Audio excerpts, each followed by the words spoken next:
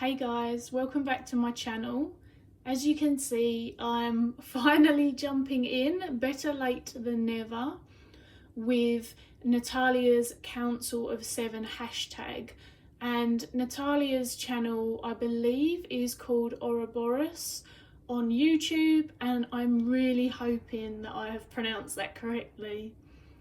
I really enjoy finding new channels who bring something to the table that kind of sets the community abuzz, and I've really noticed that happen with Natalia's recent videos. Woman, I cannot keep up with your tags. It takes me a long time to find the time to record and stuff, but I'm really enjoying how it's lit the community up. And I really appreciate the concept of getting people to have more of a back and forth with each other again. When I first started watching tarot YouTube, way before I jumped in, I would see this a lot more from channels. People would respond to others' videos even if there wasn't a tag, and I really found that this added an additional level of growth within the community, but also it felt like it made space for people to respectfully disagree and host conversations with various viewpoints. And I found that after joining YouTube, it felt for me that slipped away, at least a little bit, until maybe more recently. And that could well just be my experience, but it's definitely something that I felt. I am very aware that it's important to make the videos that we want to see in the community, and I think that this year, especially the latter part, is when I really took that on board. And instead of always trying to do videos where you could see something in front of the screen, because I don't film myself, you've seen a lot more podcast videos come up where they're just for listening and there's nothing to watch. But it feels like I'm able to really delve into the same sort of things that I do on Instagram. Anyway, on to the Council of 7. I just wanted to briefly encapsulate and discuss some of my process of preparing for this tag, because I found it incredibly difficult for several reasons. And not difficult in terms of picking top decks, because it's just not something I struggle with. And despite having, I'd say, around 60 decks now, if you include playing cards and, oracle, tarot, moon cards, you name it, whatever cards, it sits at around 60. But I could happily whittle this down to a few if I ever felt the need. And that's not because I'm uncomfortable with the amount I own. I'm just not attached to most of them either, to that extent. When it came to personifying them to this kind of level, I essentially overcomplicated things, which is not a surprise on occasion. By analysing all areas before I approach things, this can happen. And I kept coming back to two things which I wanted to share. For me, in essence, I really feel that we breathe life into the voices of our decks. And so, at least for me, that's my experience. It's something that's coming from me. And the reality of that means that if I want to explore all the things with any one deck, then I could do this. However, I realise that actually I choose to have more decks, and there are reasons for this. Certainly my experience of artwork, I am an avid art enthusiast, I guess. I studied art before I studied psychotherapy, and really the nuances that the artwork brings to the table, which is something that I've discussed quite frequently to those who are familiar with my channel. And I can acknowledge in this that I do allow my voice to change based on the artwork and the relationship that I've created with the deck, because I'm privileged to have a variety. So after this back and forth, I was able to drop that and really sink into the process. A few council members came to mind very, very quickly, and then I sort of fleshed out the others. And what I realised is, currently the way it sits, I feel that I have 5 very solid council members. I have got a 6th council member, but there's a difference to the experience, and so I'll leave them till last and I'll kind of touch upon that. But you can see, even thinking about this tag kind of led my brain off into this really depthy exploration before participating, and I felt like I wanted to share that. So my first guide is the Medicine Woman Tarot, and they've been my longest term guide, kind of a wise sage, I guess, and their method of teaching is through storytelling. So instead of getting straight to the point, I'm reminded to honour the time taken to process and to really give this space. It also speaks to me about how others' stories, their pains and triumphs, their experience and culture is so relevant, so important, balancing and necessary to kind of stretch my world outside of the confines of my immediate experience. I would say they're a very compassionate old guide with kind of a nurturing energy overall, but with a depth that has a potential sting to it, and the sting feels necessary in uncovering realizations and coaxing me into the work. This one speaks less as less frequently, because the words of wisdom kind of, they travel, for a long time, and I feel like this guide isn't about to mince their words recovering something that's been recently explored when I've not done anything with the exploration. The offering has been passed, and in that way I feel held in the presence of this guide, but then also let go, encouraged to fly the nest and come back when I've got a story to tell from this experience, or return when I'm seeking guidance again at this really kind of core and familiar level. My next council member is again going to be no surprise to anyone, and I forgot to add that, I've got hair. I forgot to add that my medicine woman has been with me since I was young, and that's why they felt like a long-term guide. The Wild Unknown is definitely a soul connective guide, but in a different way to the Medicine Woman. This deck has always felt like it's a reflection of how I work things out and how I understand things on a very personal level. And I appreciate the creator didn't do the artwork for me, but it very much has felt in that way intimate. And I would say that this is quite a confrontational guide, a straight talker with no shit, but within that it's really developed a level of trust between us, and one that's willing to call me out but also entertain space for my shadow. And what I mean by that is it holds space for the things that are truly uncomfortable, and things that they're either uncomfortable because I'm not familiar with them, or uncomfortable because I'm not okay with them on some level. And yet this guide encourages me not to shy away from these in order to have process to have movement.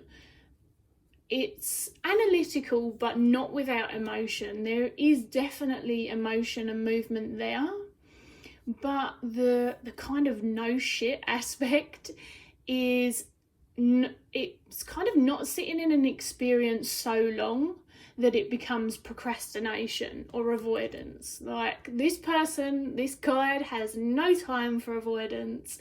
Instead, there's a intensely active energy with what's being brought in. So it's the deck that I go to when I'm feeling raw and I know that I really need to take action on the process.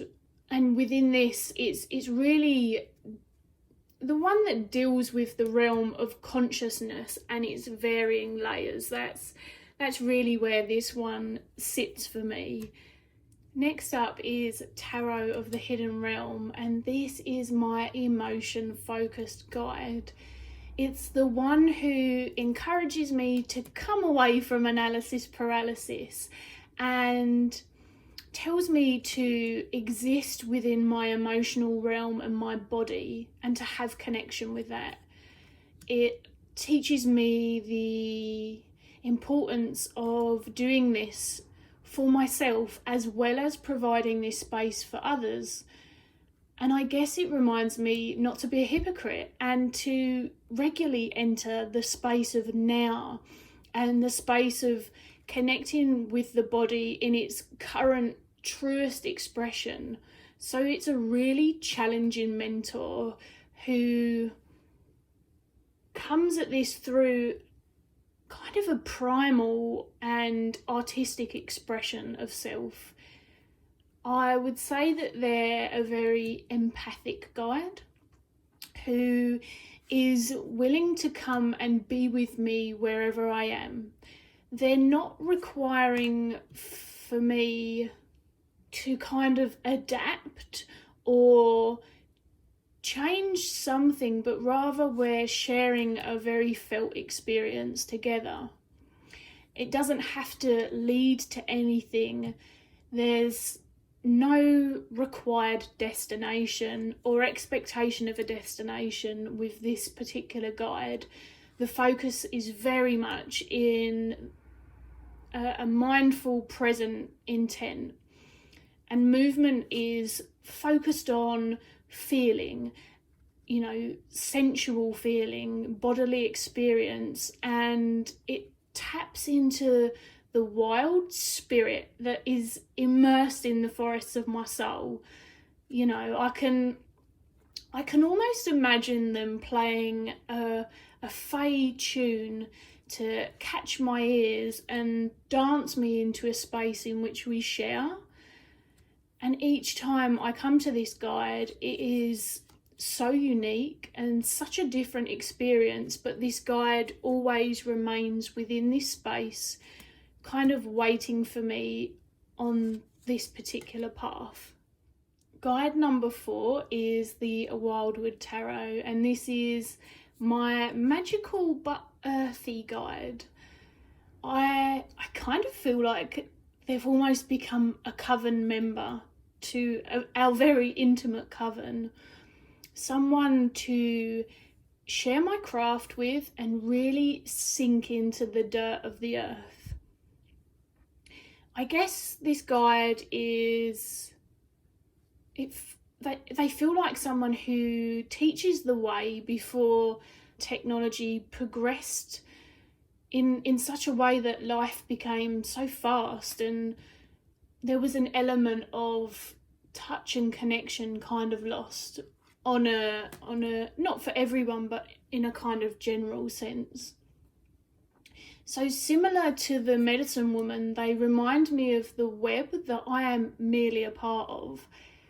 But the focus moves from people more into the earth. The very grass beneath my feet, the flowers, the animals that we share the land with, and why that's so important to me. I feel like it's important for me, and this deck kind of reflects that. I would say that they feel to be a very balanced council member, and especially I guess with that earthiness, there's a grounding to this. I would say that they're a very cyclical being in tune with the wheel of year and encouraging me to root both with the rhythms all around me and becoming a part of that, but also the natural ones occurring within my body. And I come to this deck for that level of intimacy, but also a sense of understanding. This sounds strange, but it's kind of the deck I feel, or the guide that I feel, really understands the wild child. You know, the wild me who really wanted to be outdoors and naked, running wild with my animal kin. I had a really wild phase when I was around 6.5 due to some trauma, but really sort of sinking into that earthly and animal connection as well. And so maybe this elder holds space for that inner child, which is really interesting because I have never actively thought of this deck in that capacity until now. But actually it makes a lot of sense to me. And I suppose that wild space away from the structure that I may seek in, say, the world unknown, or the emotional intelligence that I hope to embody through the hidden realm, there's almost a playful freeness to this particular guide as well. So guide number 5 is Tarot of the Pagan Cats. This is my final very solid council member. Tarot of the Pagan Cats is my lazy, comforting companion, and I come to this deck when I don't want to raise hell and I don't feel the need to move mountains, but I simply want to carve out some reflective time, one that shares their humour with me and brings gentle, peaceful nostalgia to my space. This is someone who I feel has known me forever. It's kind of like they knew that cats were going to be a really important, poignant and grounding part of my childhood attachments, which is interesting because this deck hasn't actually been with me anywhere near the longest in actuality. But it feels like this guide can speak to any age of my being. So we can travel into the past. I love that this come up, this magical kind of Harry Potter cat. But yeah, we can travel into the past, or we can muse on the future. I guess lazy isn't really the word, although my cat truly embodies lazy. Really what I'm saying, I guess, is that they're flexible, which is interesting that I chose to call that lazy. I will definitely think about that. A companion rather than a guide, because I feel like they come with me. They whisper funny jokes and sweet memories, kind of scattered amongst insightful and differing perspectives, but it's done with such a gentle grace that then when I'm feeling particularly stubborn, because I'm not perfect, and of course there are moments when I come to my decks and I'm feeling stubborn or the desire to be disconnected from a part of something, they don't collude with me, but the approach is entirely different to my other ones. The difference is this isn't tough love that I have expressed as an experience as part of some of my other decks. Again, kind of ironic considering the nature of cats, but it makes sense to me based on my reflections. So I feel really, to end on this deck, this companion is incredibly accepting. So we have my honorary 6th member of the council, And the reason, and I should say, this is the Lioness Oracle Tarot. The reason that I ended up including this is because I'm very aware that this guide and this deck, it does serve a very specific purpose for me, but it's not one that I necessarily feel as regularly called to or as regularly, I guess, connected to. The connections are very unique. The Lioness Oracle Tarot throws everything in the air. It's really hard to explain.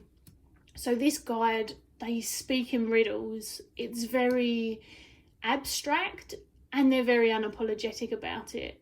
Not in a demanding way, but just in a way of someone who is incredibly comfortable with themselves, which is actually quite nice. It's very creative and poetic, but confusing.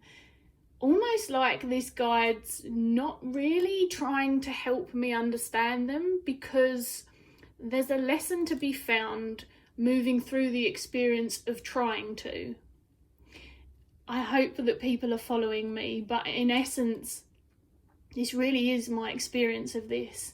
It's very tangible yet invisible presence that merges all of the worlds that I've discussed above in all of the guides. I almost get I guess guide would fill it in, but because I've called all of the others guide, it's, to explain it, it's a guide who feels less familiar, and there's a certain air of importance to the work that we do together, but when trying to put it in words, in its simple essence, it just eludes me, which is certainly an experience that I have with this deck. It's a little like trying to decipher ancient text in order to better understand what I'm seeing. Again, it's a very visceral and felt experience, but it really takes me into a completely different place than the other ones. Somewhere very, very, very unfamiliar, and yet so worthwhile, but definitely something that I dip into less by choice. And there you have it. That is my council of 6. I nearly got there. A part of me still feels the call to the deck that I left out, or maybe it's just that I wanted to show the artwork, because the artwork is very different to these decks. For anyone curious, it was a Deviant Moon, and it really is an expression of a part of me, but I couldn't work out whether it provides something that the others don't, other than the artistic difference, just to kind of help you understand my train of thought and my process. But I really want to thank Natalia for this, because it was really interesting, and I wholeheartedly agree. One of my favourite things to do is listen to people talk about their decks, but talk about them on a level of very intimate kind of personal experience. So it's not that they're suggesting that everyone would feel that way about the deck, but they're talking about their experience of it. And to me, that interests me, because as I say, I choose to have more decks because I'm privileged to be able to, and because I very much enjoy artwork. For me, it makes up for not being able to hang lots of pieces of art where I live, because we don't own it. And there's lots of other work that I do with the artwork on creative levels completely away from the tarot. So it certainly was just a really, really interesting process. I've enjoyed the various spins that people have taken it on. But yes, thank you, Natalia, for this. And of course, if you've done a video, let me know in the comments, but I'll be sure to continue following the hashtag.